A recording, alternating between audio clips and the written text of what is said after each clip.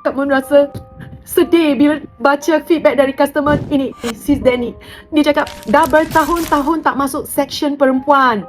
Kurang. Actually ada ramai sis yang kaki lebar, kaki tembam, kaki berisi, memang tak dapat cari kasut dekat luar. Kak Mun rasa sangat sedih. Tapi sekarang Kak Mun rasa bangga pula sebab brand Pretty Fit kita memang ada korang. Kita ada kasut untuk sis-sis yang kaki lebar. Sis Danny dah beli banyak kasut dari kita. Dia dah beli dan beli lagi. Korang boleh tengok, boleh baca komen dari Sis Danny. Dia cakap fit perfectly walaupun kaki besar. Sis Danny cakap sekarang saya boleh pakai kasut perempuan. Sudah nak nangis sebab muat perfectly. Korang, bukan hanya korang nak nangis.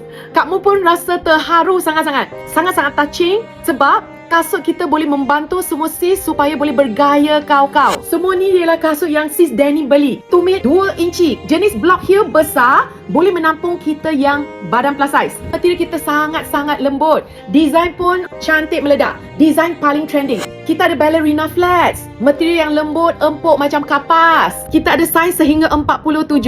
Semua kasut plus size. Kasut jaring, Lisa Blackpink pun pakai. Kasut Mary Jane flat. Kasut Mary Jane tumit 1 inci, tapak besar, sesuai untuk kaki siapa yang ada tumit sakit, lutut sakit. Semua lawa-lawa. Tapak tebal 1 inci, tapak flat 1 inci, dua-dua tirus depan. Kaki kita yang lebar nampak kecil kuyus, auto slim. Siapa yang dah jumpa Pretty Fit definitely akan terus happy. Bukan hanya korang happy, tapi Kak Mun pun happy tau. Siapa nak happy, cepat tekan beg kuning sekarang, masuk showcase atau masuk live Kak Mun sekarang juga.